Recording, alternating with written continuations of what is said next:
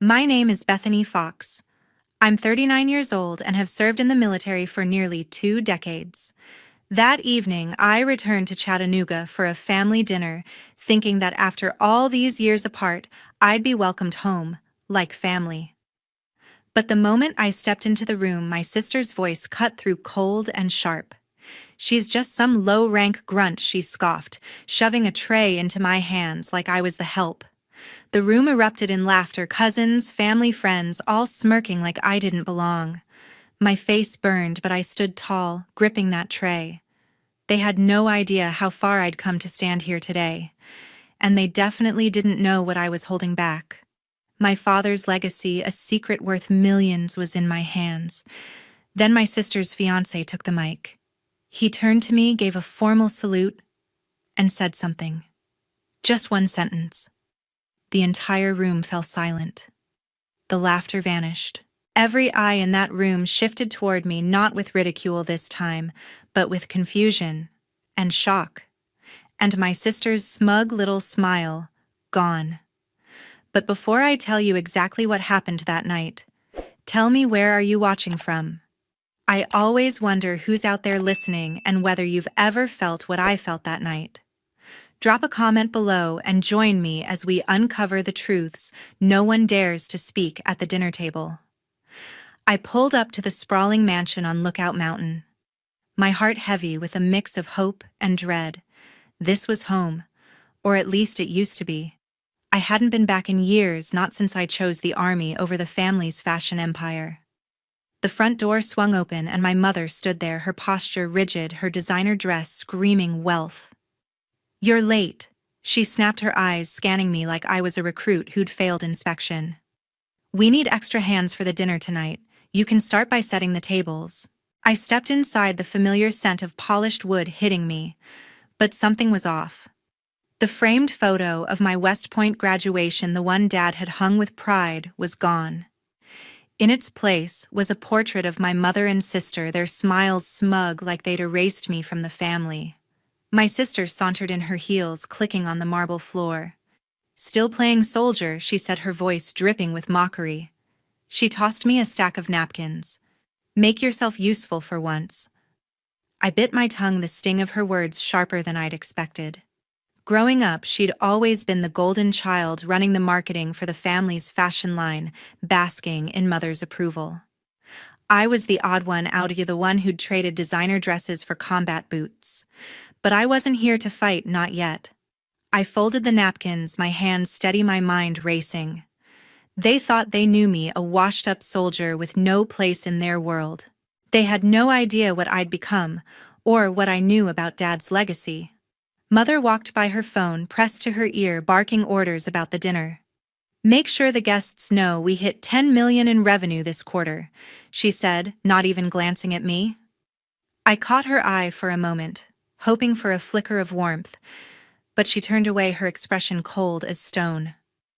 I remembered Dad's voice, his stories of honor and sacrifice, the way he'd believed in me when no one else did. That memory kept me grounded even as their dismissal cut deep. My sister circled back, her eyes narrowing. "Don't embarrass us tonight," she said, her tone sharp. "This dinner is for important people. Investors, media, not your kind." She smirked, adjusting her diamond bracelet. I wanted to snap back to tell her I'd led missions in war zones, that I wasn't the nobody she thought. But I held back. I'd learned long ago that words didn't win battles, actions did. And I had a plan, one they wouldn't see coming. As I set the tables, I noticed a stack of documents on the sideboard, half hidden under a vase. The top page had Dad's name on it, something about a trust fund. My pulse quickened. I'd heard whispers about his estate money he'd set aside before he passed, but Mother always claimed it was tied up in the business. I didn't touch the papers, not yet, but I knew they held answers. Answers I'd need before this night was over. The guests started arriving, their laughter echoing through the house. I moved through the crowd, invisible in my plain slacks and blouse, carrying trays as instructed. Every smile, every glance from the guests felt like a judgment. They saw what my family wanted them to see, a failure, a nobody. But I wasn't here to play their game. I was here for Dad, for the truth he'd left behind. And when the moment came, I'd make sure they all knew exactly who I was. That night, I couldn't sleep. The sting of my sister's words and my mother's cold dismissal churned in my mind, mixing with the image of those papers on the sideboard, Dad's name in bold print. I grabbed my keys and slipped out of the guest room, the mansion's silence heavy around me. I needed air, a place to think. I drove through the dark streets of Chattanooga, the city lights fading as I climbed toward Signal Point. It was a quiet spot overlooking the Tennessee River where Dad used to bring me when I was a kid. Back then we'd sit on the benches, just the two of us, talking about life, honor, and what it meant to stand tall. I parked and stepped out, the cool night air brushing my skin. The stars were sharp above, and for a moment I could almost hear Dad's voice again. He was a colonel, a man who'd seen war and carried its weight, but he never let it dim his fire. Bethany, he'd said once, his eyes steady, the world's full of noise, people shouting, demanding, tearing each other down. But it's the small, steady flames that light the way. Be that flame. I was maybe 12 then, too young to fully grasp it, but those words stuck like a compass in my heart. I walked to the overlook, my boots crunching on the gravel path. Signal Point was where Dad taught me to dream big, to see beyond the glitz of my mother's world. He'd tell stories of his army days, not the battles, but the quiet moments, soldiers sharing coffee under a desert sky or helping a village rebuild after a storm. It's not about glory, he'd say. It's about doing what's right, even when no one's watching.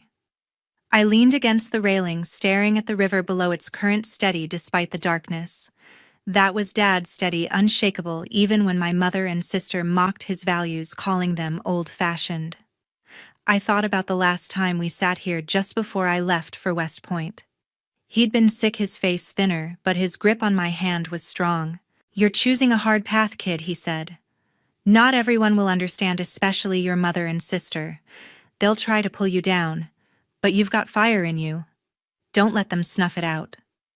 I'd promised him I wouldn't. A week later he was gone, his heart giving out before I could say goodbye. The pain of that loss hit me again, sharp and raw, like it was yesterday. Those papers I'd seen in the mansion, they weren't just numbers. They were Dad's legacy, a trust fund he'd set up, money meant for something bigger than my mother's fashion empire. I didn't know the details yet, but I felt it in my gut. My sister and mother were hiding something, twisting what Dad had built to serve their own ends. The thought made my blood boil, not out of anger, but resolve. I wasn't that kid anymore, the one they could push around. I'd led teams through chaos, made choices that saved lives. I wasn't going to let them erase Dad's memory or steal what he'd left behind. I sat on a bench, the same one Dad and I used years ago. A memory flashed, him handing me his old dog tags, the metal cool in my palm. "These carried me through," he'd said. "They'll carry you too."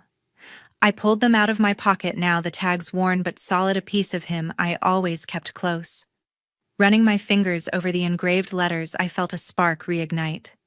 This wasn't just about me. It was about honoring Dad, about making sure his values lived on. My sister and mother could laugh, could call me a nobody, but they didn't know the strength I'd built, or the truth I was about to uncover. I looked out at the city below, its lights flickering like the flames Dad talked about. I wasn't here to beg for their approval. I was here to fight for what was right, to protect what Dad had entrusted to me. The dinner tomorrow would be their stage, their chance to show off. But I'd be ready. I'd make sure Dad's legacy shone brighter than their lies. As I drove back to the mansion, the dog tags heavy in my pocket, I knew one thing for sure: this was only the beginning. As I pulled back into the mansion's driveway after Signal Point, my phone buzzed with a message. It was a number I didn't recognize. "Meet me at the Daily Grind, 9 a.m. tomorrow. We need to talk about your father's trust. Corey." My heart skipped a beat. Corey Bates. My sister's fiancé was the last person I expected to hear from. I barely knew him. Just a few polite nods at family gatherings before I left for the army. Why was he reaching out now? I typed a quick reply, agreeing to meet, my mind racing with possibilities. Dad's words from last night echoed, "Be that flame." I wasn't sure what Corey wanted, but I felt a spark of hope. The next morning, I walked into the Daily Grind, a cozy coffee shop in downtown Chattanooga, its air thick with the scent of roasted beans. I spotted Corey at a corner table, his broad shoulders hunched over a laptop. He looked up, his face serious but warm, and stood to greet me. "Bethany," he said, extending a hand. "It's been a while." His grip was firm, his eyes steady like someone who'd seen hard days. I sat across from him, my guard up but curious. "I owe you," Corey said, his voice low. "You probably don't remember, but Iraq 2010. That ambush in Fallujah. I was a captain under your command. My squad was pinned down, cut off in a market square. You led the rescue, got us out when I thought we were done." I froze, the memory flooding back, gunfire dust, my voice barking orders through the radio. I'd never forgotten that day, but I hadn't known Corey was one of the soldiers I'd pulled out. "I never got to thank you properly," he said, his jaw tight. "You saved my life." I nodded, unsure how to respond. "Just doing my job," I said, but his words hit deep. The Army had taught me to keep moving, to bury moments like that. But here was Corey bringing it back, tying us together in a way I hadn't expected. "Why now?" I asked, leaning forward. "What's this about my father's trust?" Corey glanced around, ensuring no one was listening, then slid a folder across the table. "I found something," he said. "Your sister and your mother, they're draining the trust your father set up. It's millions meant for you and your sister, but they've been siphoning it into the fashion company's accounts. I saw the bank statements, emails between them. They think you don't know or won't care." My stomach twisted. The papers I'd glimpsed last night, Dad's name on them, suddenly made sense. "How did you get this?" I asked, flipping through the folder. It held account summaries, transfer records, even an email from my sister to my mother she'll never check. "We can use it for the new line." I felt a surge of anger, but I kept my face calm, years of training kicking in. "I'm a civil engineer now," Corey said, "but I still have contacts from my Army days. One of them works in finance, caught wind of some shady transfers tied to your family's company. I dug deeper because of you. After Fallujah, I looked you up. I know what you've done. Missions, medals, lives saved. Your sister calls you a grunt, but I know better. And I know your father wouldn't have wanted this." I studied him, searching for any hint of a lie, but his eyes were clear, his voice steady. "Why risk it?" I asked. "You're engaged to my sister. Helping me could cost you everything." Corey sighed, running a hand through his hair. "She's changed," he said. "Marcia's obsessed with the company, with power. She's not the woman I proposed to. And I can't stand by while they steal what your father built. He was a soldier like us. He deserves better." I leaned back, the weight of his words settling in. Dad's trust wasn't just money, it was his legacy, his belief in doing what's right. Corey was offering me a way to fight for it, but it meant going against my family. "What's your plan?" I asked, my voice steady, despite the storm inside. "We hit them where it hurts," Corey said. "The dinner tomorrow, they're flaunting their success to investors. We can use that stage. I've got more evidence, digital copies, transaction logs. We show the guests the truth. Let them see what your sister and mother are doing." His eyes met mine, a soldier's resolve mirrored in them. "But it's your call, Bethany. You're the one they've underestimated." I closed the folder, my fingers tracing the edge. Dad's dog tag still in my pocket felt heavier now. "I'm in," I said. "For Dad." Corey nodded, a faint smile breaking through. For the first time since I'd come home, I wasn't alone in this fight. Marcia texted me the next day, her message dripping with fake warmth. "Dinner tonight. Just us sisters. 7 p.m. at the St. John's. Let's catch up." I stared at the screen, my gut telling me this wasn't about bonding. After Corey's bombshell about the trust fund, I knew my sister was playing a game. I agreed to meet, slipping my phone into my pocket, the weight of Dad's dog tags grounding me. This was my chance to see how far Marcia would go. I arrived at the St. John's, a sleek restaurant in downtown Chattanooga, its dim lights and polished tables screaming wealth. Marcia was already there, perched at a corner booth, her red dress sharp against the white tablecloth. She waved me over with a smile that didn't reach her eyes. "Bethany, you made it," she said, her voice syrupy. "Sit." I ordered us wine. I slid into the booth, my posture stiff, my instincts on high alert. The waiter poured the wine and Marcia raised her glass. "To family," she said, her tone almost convincing. I clinked my glass against hers, but I didn't drink. "It's been too long," she continued, leaning back. "I know we've had our differences, but I want to fix that. You're my sister after all." Her words sounded rehearsed, like lines from one of her marketing pitches. I nodded, letting her talk, waiting for the real reason we were here. She didn't waste time. Halfway through the appetizers, Marcia pulled a folder from her purse and slid it across the table. "I've been thinking about Dad's estate," she said, her voice casual, like we were discussing the weather. "It's complicated, tied up in the company. Mother and I have been managing it, but it's a mess. If you sign this, it'll simplify things for all of us." I opened the folder, my eyes scanning the document. It was a waiver relinquishing my claim to Dad's trust fund. My heart pounded, but I kept my face neutral. "Why now?" I asked, my voice steady. Marcia's smile tightened. "It's just business," she said. "The company needs liquidity for our new line. You don't care about fashion, Bethany. You've got your army thing. This is for the family legacy." Her words were smooth, but I caught the edge in them, the same disdain she'd shown at the mansion. I thought of Corey's folder, bank statements, emails proving she and my mother were siphoning Dad's money. This wasn't about legacy, it was theft. I leaned forward, my eyes locked on hers. "Marcia, what exactly is in this trust?" I asked, keeping my tone light but probing. Her fingers twitched around her wine glass. "Just some funds Dad set aside," she said, waving a hand.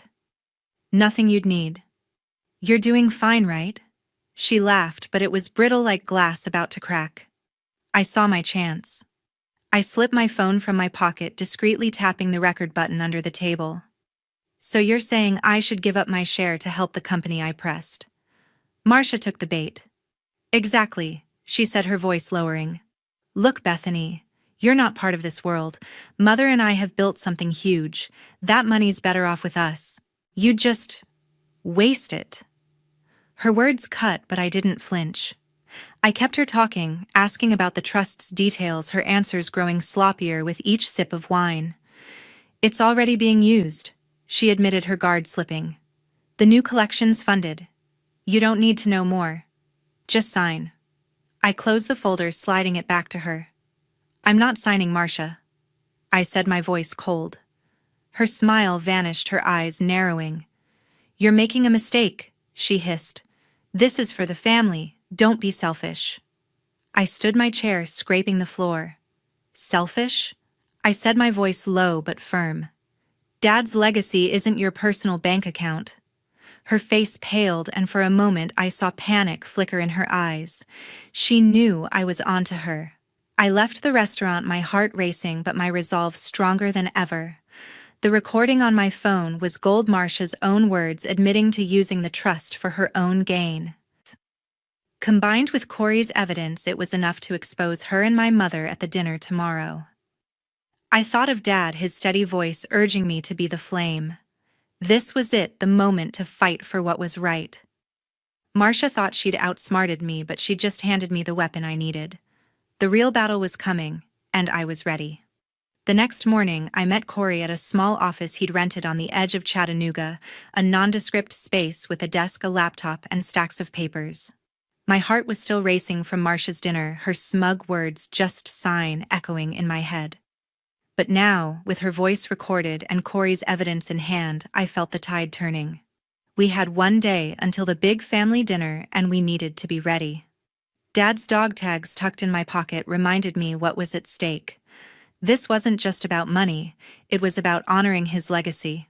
Corey was already at work, his laptop open to a spreadsheet of bank transactions.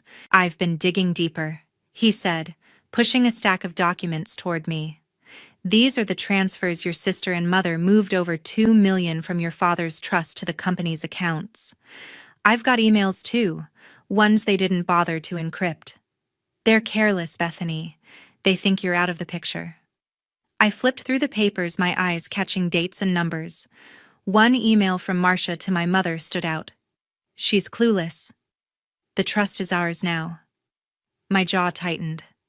Clueless, I'd spent years leading soldiers through chaos, making split-second decisions under fire. Marcia's arrogance was her weakness, and we were about to exploit it.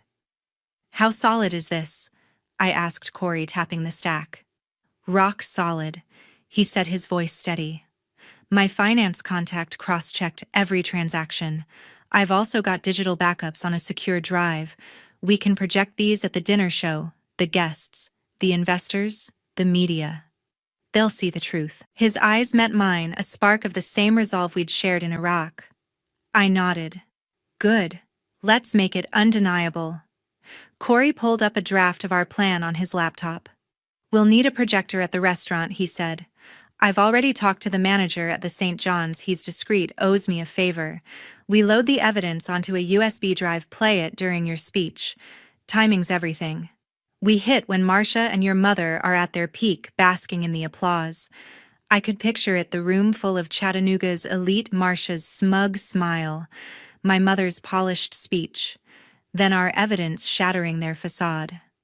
I leaned back, thinking through the logistics. We need more than financials, I said. They'll try to spin it, say it's a misunderstanding. I want them to know who they're dealing with. I pulled out my phone and dialed a number I hadn't used in months. General Thompson, a mentor from my early Army days. He picked up on the second ring. Bethany, he said, his voice warm but gruff. What's this about, sir? I need a favor, I said, keeping my tone professional. I'm facing a personal situation. I need my service record, the full version, missions, commendations, everything. Can you get it to me by tomorrow? Thompson didn't hesitate. You've earned it, kid. I'll have it sent to your email by tonight. I thanked him, hanging up with a surge of confidence. My record years of leading troops, saving lives, earning medals would show Marcia and my mother I wasn't the grunt they thought. Back at my hotel room, I pulled my dress uniform from its case. The dark blue fabric, crisp and heavy with insignia, felt like armor. I hadn't worn it since my last promotion ceremony, but tomorrow it would be my statement. Marcia and my mother wanted to erase me, to reduce me to a nobody. This uniform with its rows of ribbons and stars would remind them and everyone else who I was. I laid it out carefully, my fingers brushing the silver oak leaves on the shoulders. Dad would have been proud. Corey called later, confirming the USB drive was ready. I've formatted the evidence into a slideshow, he said. Bank records, emails, even a clip of your sister's voice from your recording. It's tight, professional, no room for them to wiggle out. I smiled, picturing Marcia's face when the truth hit. You're sure about this, Corey? I asked. You're risking a lot. He paused, then said, I'm sure. Your father's trust deserves better. And so do you. That night, I sat on the edge of my bed, the dog tags in my hand. I thought of Dad, his steady voice urging me to be the flame. Tomorrow at the St. John's, we'd light a fire they couldn't put out. Marcia and my mother thought they'd won, but they'd underestimated me and Corey. The dinner was their stage, but it would be our battleground. I walked into the St. John's, the same upscale restaurant where Marcia had tried to trick me 2 nights ago. Tonight, the place was transformed, tables draped in white linen chandeliers casting a warm glow, and a crowd of Chattanooga's elite buzzing with anticipation.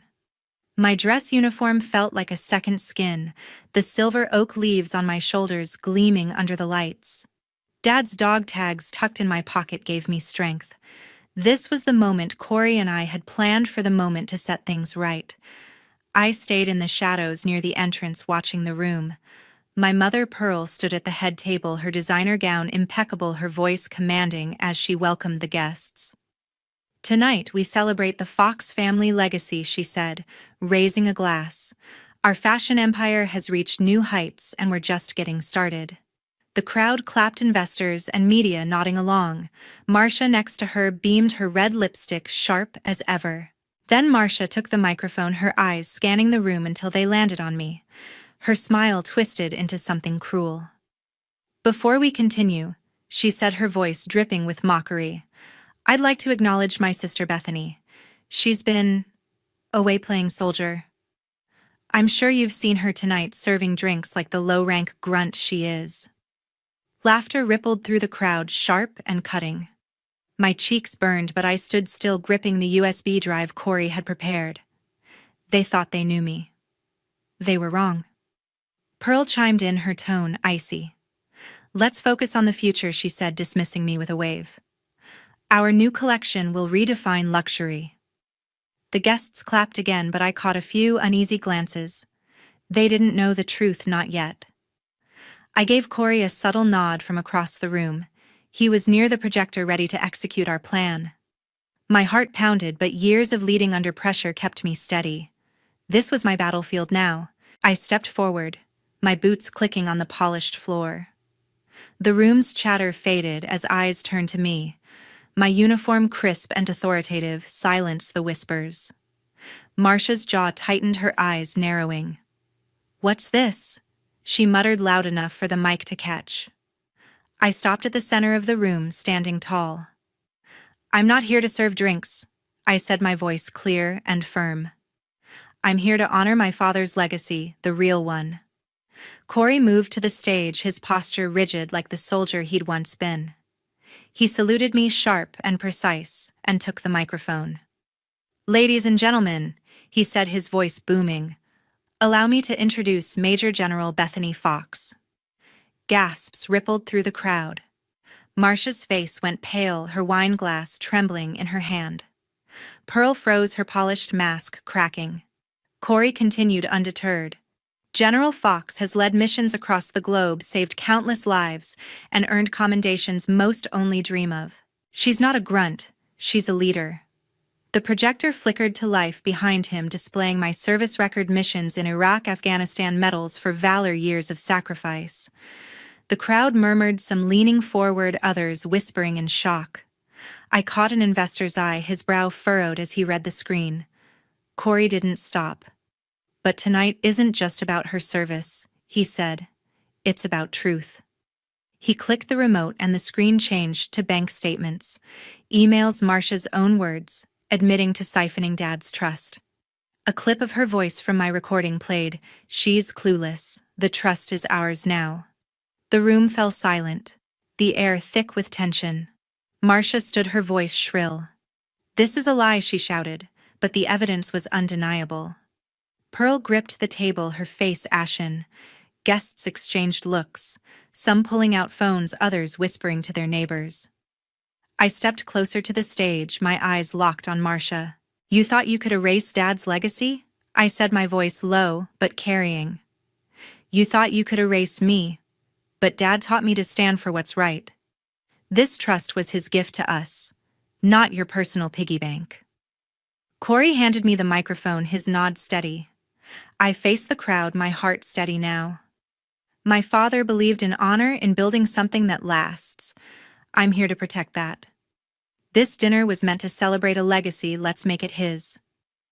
The room erupted in applause, not for Marcia or Pearl, but for the truth.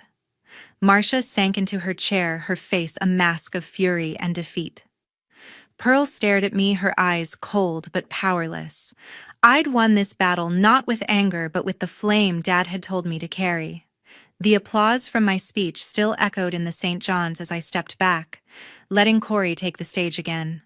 The room filled with Chattanooga's elite investors, media, and business partners watched intently, their earlier shock at my uniform and title lingering. My mother Pearl gripped her wine glass, her face a mask of barely concealed panic. Marcia beside her shot me a venomous glare, but I stood tall, my dress uniform steadying me. Dad's dog tags in my pocket felt like a quiet promise. This was it, the moment to burn away their lies. Corey clicked the remote, and the projector screen flared to life.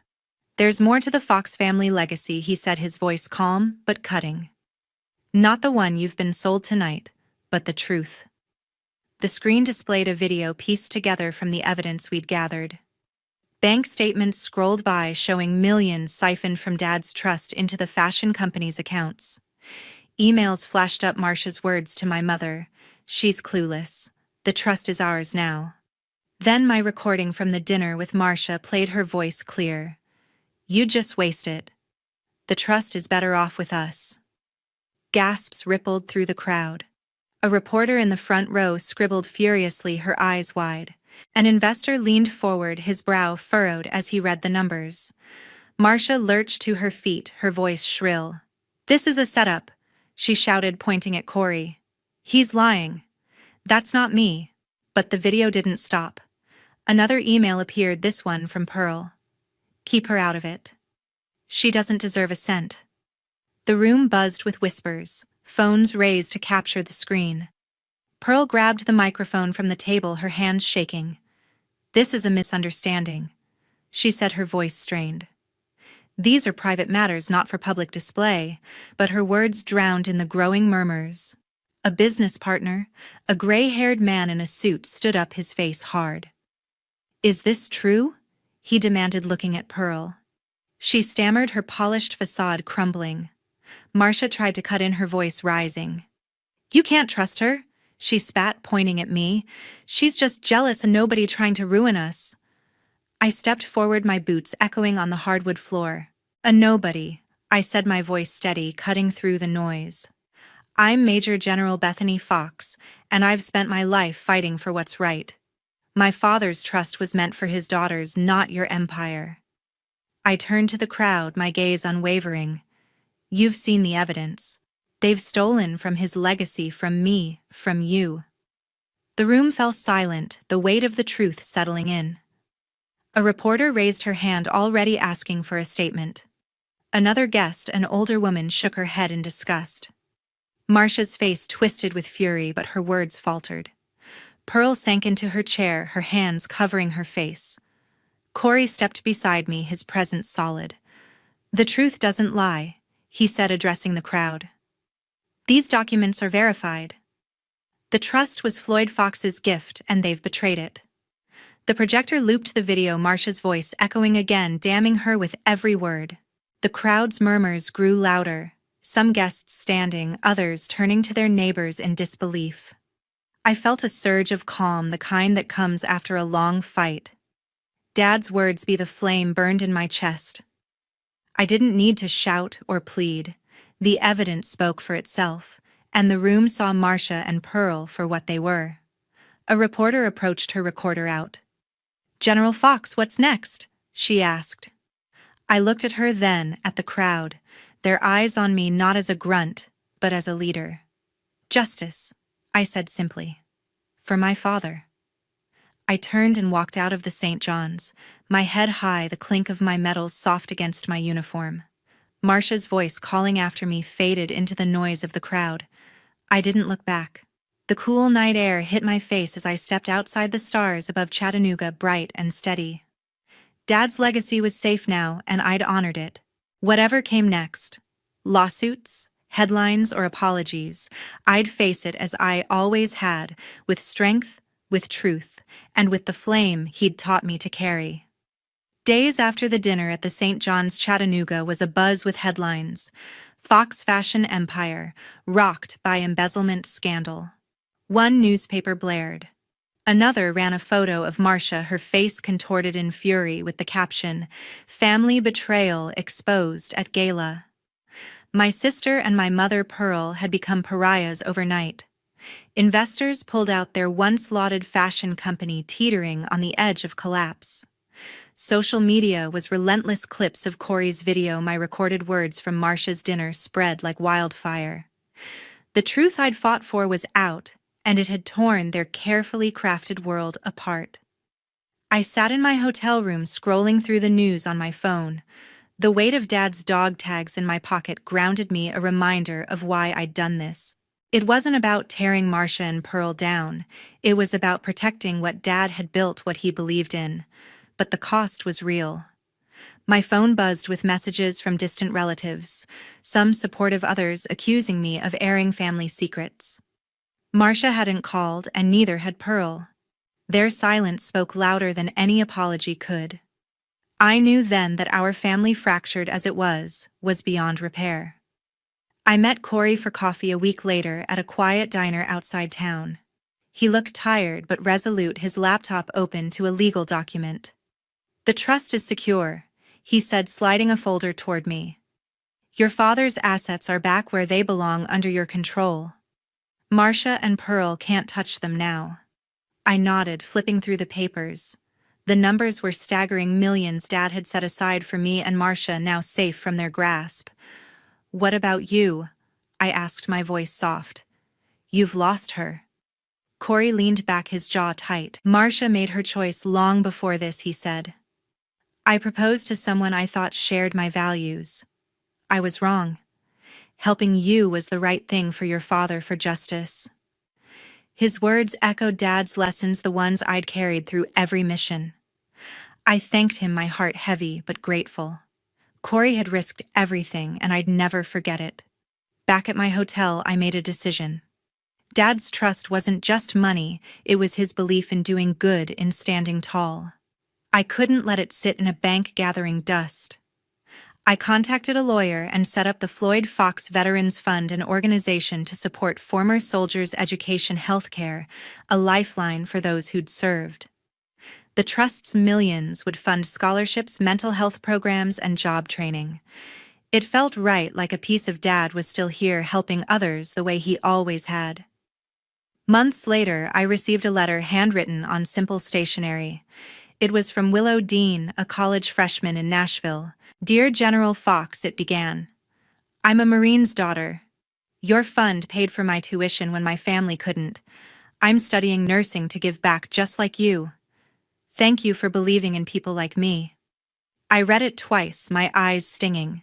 Willow's words were proof that Dad's legacy lived on, not in wealth or fame, but in lives changed. I tucked the letter into my wallet next to Dad's dog tags. It was a reminder of why I'd fought, not for glory, but for impact. I thought back to the years I'd spent proving myself, first to my family, then to the world. Marcia's taunts, low-rank grunt, had stung because they echoed my own doubts. But standing in that dining room, my uniform gleaming, I'd silenced those doubts. My worth wasn't tied to their approval or their lies. It was in the choices I'd made, leading soldiers through danger, saving lives, honoring Dad's memory. I'd walked a path they'd never understand, and that was enough. Looking back, I realized the real battle wasn't just against Marcia and Pearl. It was against the voices, inside and out, that tried to dim my light. Dad had taught me to be a flame, to burn bright no matter the cost. And I had. I'd face their mockery, their betrayal, and come out stronger. My story wasn't about tearing others down. It was about standing up, about choosing what's right over what's easy. To everyone listening, I want to share what I've learned. Your worth lies in the path you choose, not your family's approval. Don't let anyone dim your light. Whether it's a sister, a parent, or your own fears, you have the power to rise above. Live for what matters to you, for the legacy you want to leave. For me, that's Dad's fund, Willow's future, and every veteran who'll find hope because of it. Thank you for hearing my story. It's been a journey, and I'm grateful to share it with you. If this resonated, hit that subscribe button. It means the world to keep this conversation going. Drop a comment below. What's a moment when you stood up for your truth? I'd love to hear it. Until next time, keep your light burning bright. Nothing extravagant, just a backyard setup with string lights, homemade food, a Spotify playlist I spent 2 hours curating. I even baked the cake myself, chocolate with raspberry buttercream. My favorite. I sent invites 3 weeks in advance.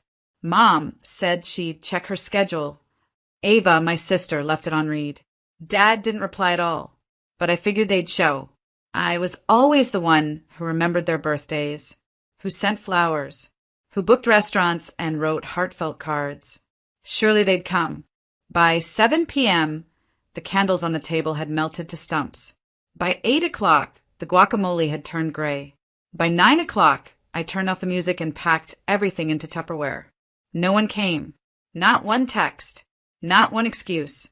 Not one single call to say, "I'm sorry." 5 days later, I got a group text from my mom. "We're organizing Dad's 60th. A week in the Keys. $2,800 per person. Venmo me. No hello. No happy birthday I missed. No acknowledgement that they had ignored me entirely. Just a bill. I stared at the message for a long time, the words blurry from the rage tightening in my chest. And then I did the only thing that felt right. I sent her $2 with a note, congratulations. Then I went to the door, changed the locks, and blocked every number in my phone tied to blood. 3 days later, Ava tried to access the joint emergency fund, the one I had contributed to month after month. Well, they called me selfish and said I never really pitched in. Blocked. And just when I thought they'd finally leave me alone, the police showed up at my door.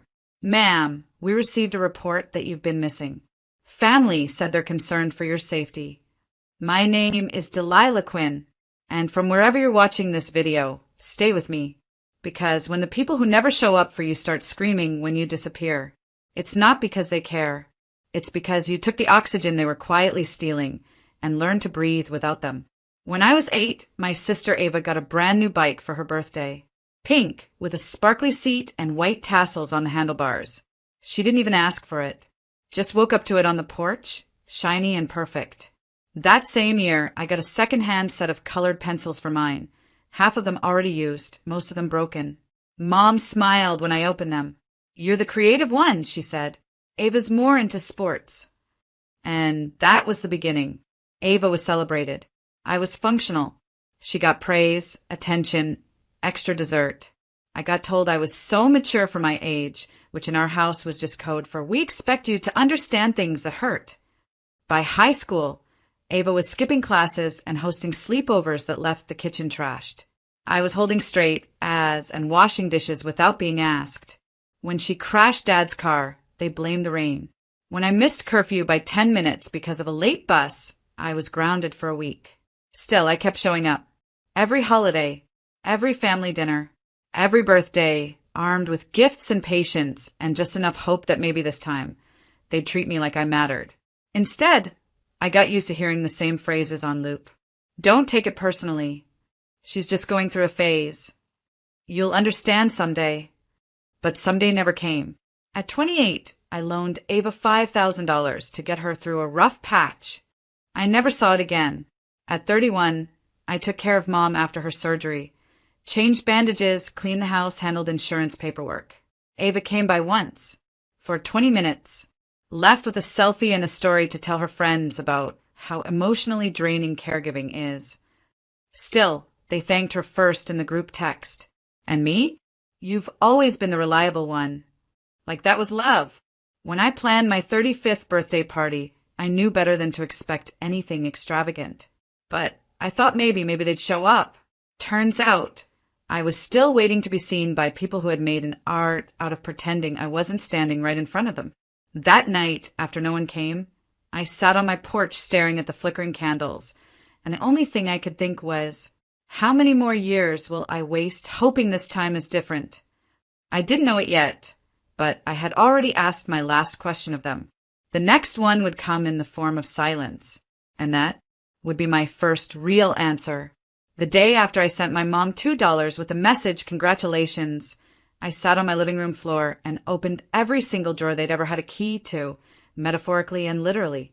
The front door? Lock changed. The spare key I'd hidden under the flower pot for emergencies? Tossed. The shared streaming account that they used but never contributed to? Cancelled. The family group chat that only pinged me when someone needed help moving, borrowing money, or crying about their drama. I left it without a word. I went down the list and blocked every single number tied to my bloodline. Not out of anger. Out of clarity. It wasn't about deleting people. It was about removing access to me. My peace, my time, my energy. Things they had taken freely without ever asking if I had enough for myself. That day, I opened my freezer and stared at the leftover birthday cake I had wrapped in foil. Still untouched. I took a bite. Cold. Sweet. Dense with sugar and a quiet kind of grief. Then I threw it in the trash. There was no ceremony. No sad music playing in the background. Just the sound of a plastic lid closing. Final. After that, I logged into the joint emergency savings account. The one they'd all agreed was for family stuff, but which in reality meant I deposited $250 every month while Ava pulled money out for spontaneous spa trips and Dad used it to pay for his fantasy football bets. I had funded 90% of it. I froze it. I didn't drain it. I didn't steal. I just made it so no one could touch it, not without me present. 3 days later, Ava tried to withdraw $800. Declined. That was when the text started. First from her, "Hey, I think something's wrong with the bank." Then from Mom, "Did you change something with the joint account?" Then again from Ava, this time more direct. "Why are you being petty? It's not that deep." I stared at that last message for a long time. Not that deep? They hadn't shown up to my birthday, hadn't texted, called, or acknowledged me, had sent me a bill instead of sorry. But I was the petty one. I didn't reply. That was the day I turned my phone off for good. I told my clients they could reach me by email only. I logged out of social media, deleted my photos from our shared iCloud folder. I didn't owe anyone an explanation, because the truth was I hadn't disappeared. I just finally stopped giving them a front row seat to the life they never clapped for. And that silence, it wasn't passive, it was power. Ava tried calling 6 times in one day. I didn't answer. She left one voicemail, her voice sweet and fake and just tight enough to let me know she was angry, but trying to sound concerned. "Hey, Del, just checking in. Not sure what's going on with the joint account, but I'm assuming it's a glitch. Let's talk soon, okay?" I didn't call back. I didn't explain. Because here's what they never understood. I was never asking for attention. I was asking for respect. And when you stop giving people your labor, your money, your energy, your emotional first aid kit, they don't grieve the relationship. They grieve the loss of your usefulness. I saw it play out like a movie. First confusion, then concern, then irritation, then full-blown meltdown. By the end of the week, my mom had emailed me. "We're family.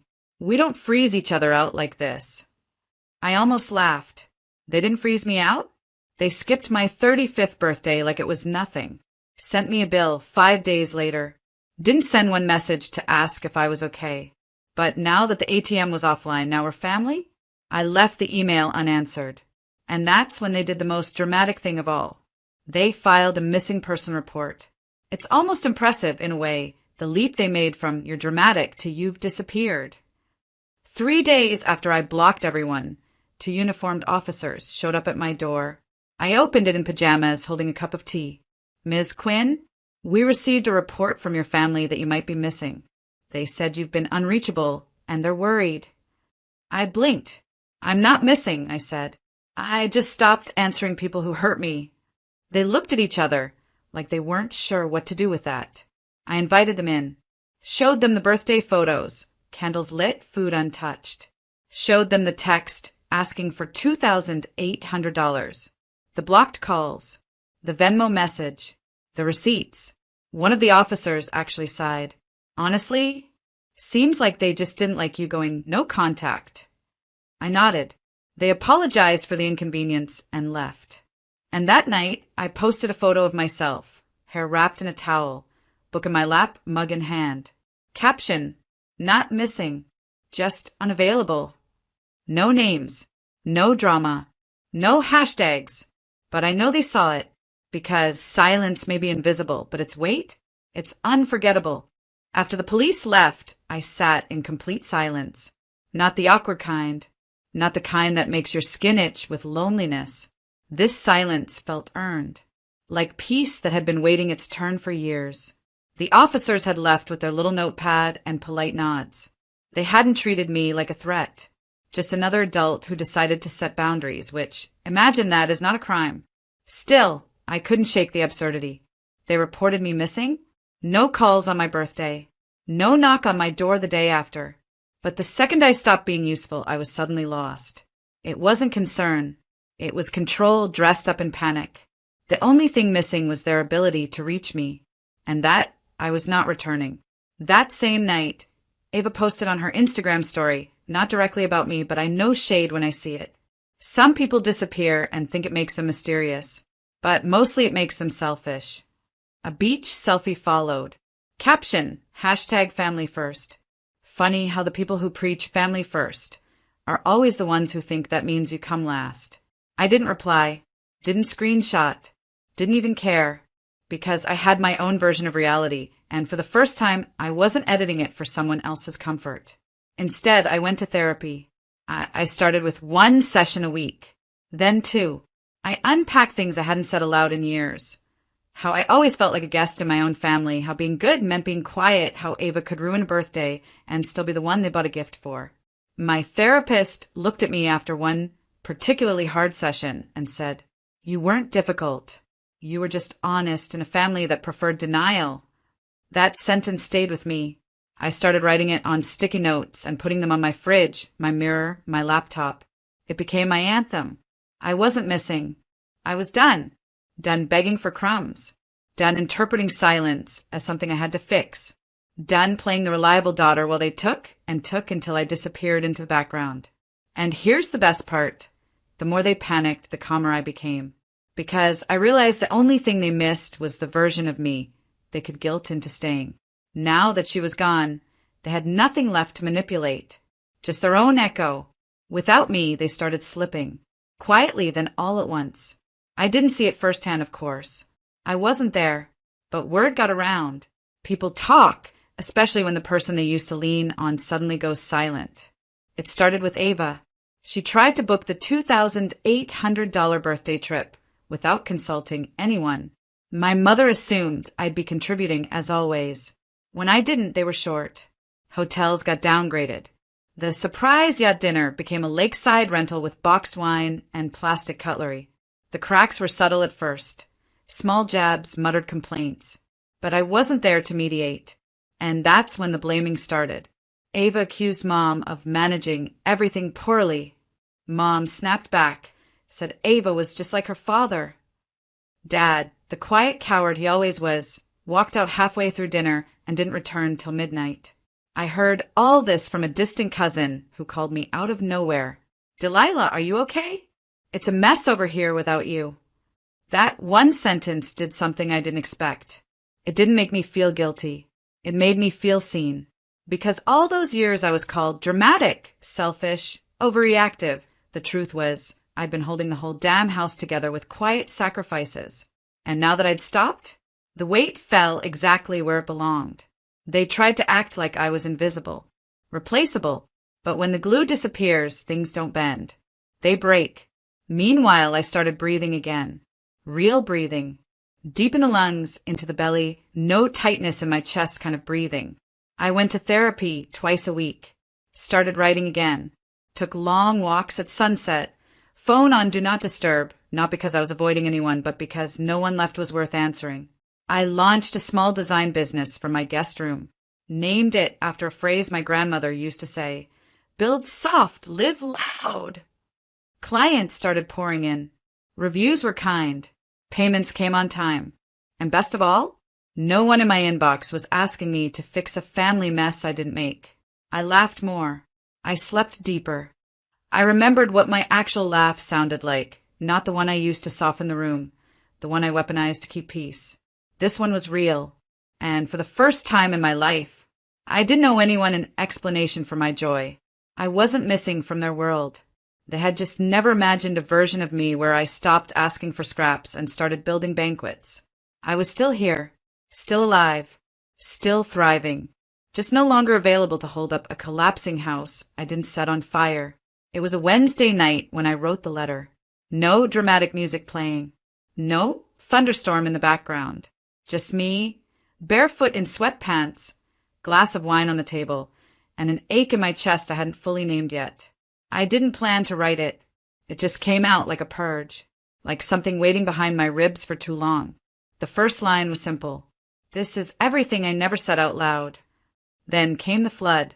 I wrote about the birthday party no one showed up for, about sitting at that table alone while the candles burned down and the cake went untouched, about waiting, still waiting for someone to text, "I'm sorry." I wrote about Ava, how I used to envy her, not for the attention, but for how easily love was given to her, how she never had to ask for softness, how even when she hurt people, someone swept in to protect her. Meanwhile, I was the one sweeping. I wrote about my mom, how her silence always cut louder than words, how her coldness trained me to think that withholding affection was normal, that love had to be earned by being useful. I wrote about my dad, how he watched all of it and said nothing, and how silence from a father feels like being erased in slow motion. And then I wrote about myself, the version of me they thought they knew, the strong one, the quiet one, the one who never needed anything, the one who handled it. And how all that strength they praised, it was survival, not choice. I told them I forgave them, but not for them, for me. Because forgiveness, I've learned, isn't letting someone off the hook. It's realizing you don't have to carry the weight anymore. When I finished, the letter was 5 pages long, my handwriting a little shaky, the ink smudged in a few places. I folded it, didn't read it back, didn't proofread, didn't pause to decide if it made sense. Then I walked outside to the backyard, lit a small fire in the pit, and dropped the pages in one by one. They curled at the corners, blackened, disappeared into ash. I watched every word burn. And the strange thing? I didn't cry. Not once. I just felt lighter. It wasn't revenge. It wasn't closure in the dramatic, shouted in their face kind of way. It was release. The kind of peace that only comes when you stop trying to get people to understand you, and instead, understand yourself. I finished my wine in silence, went back inside, brushed my teeth, slept with no dreams. That letter? They never got it, and they never needed to, because it wasn't for them. It was for the girl inside me who sat through 100 dinners where no one looked her in the eye. The girl who spent years wondering, what did I do wrong? The girl who finally knew. She wasn't broken. She was just surrounded by people who benefited from her silence, until she stopped being quiet. The morning of my 36th birthday, I woke up to the smell of cinnamon and coffee. Sunlight poured through the sheer curtains, warm and gold. In the kitchen, laughter bounced off the walls.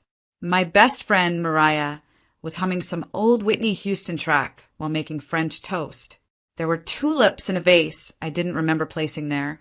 It was soft, quiet, real, and it was mine, not a grand hotel, not a $2,800 island trip with fake smiles and matching polo shirts.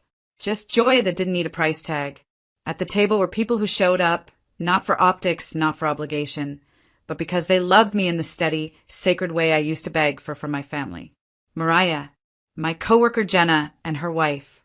Isaac, my neighbor, who brought a bottle of wine and a loaf of banana bread with happy birthday carved into the top in chocolate chips. We ate, passed plates, made dumb jokes, and nobody checked their phone mid-conversation. At one point, someone said, "Delilah, you've got the calmest energy I've ever felt." And I smiled, because calm didn't used to be my story. I used to be tension wrapped in skin. The fixer, the good daughter, the second option. I used to wake up every birthday, wondering if they'd remember. If maybe this year, the cake wouldn't feel like an apology for something I didn't do. Now, I didn't wonder anymore, because I wasn't waiting for anyone to see me. I saw myself. After brunch, I curled up by the window with my journal. Not to vent, not to explain, just to remember. I wrote one sentence at the top of the page. They thought I disappeared, but really I just stopped showing up for people who never showed up for me. That wasn't bitterness. It wasn't even sadness. It was truth. And truth is heavier than grief, but it holds you more honestly. They had told the world I was missing, painted me as unwell, unstable, distant. But I wasn't missing. I was unavailable to manipulation, to guilt, to being used up like a spare battery in the junk drawer. What they missed wasn't me. It was the version of me that absorbed their chaos, paid the bills they forgot, showed up to parties I wasn't invited to, and clapped for people who never clapped back. They missed their free labor. They missed their scapegoat. They missed the glue. But me? I didn't miss them. Because what I've learned is that peace isn't something you earn by being small enough to fit into other people's comfort zones. Peace is something you claim and protect and build walls around when necessary. That night, I lit one candle for myself. No cake, no singing, just me on my balcony under the stars, wrapped in a blanket of my own making. And as I watched the flame flicker, I whispered to no one, Happy birthday, Delilah. You made it. Not just to 36, but to the other side,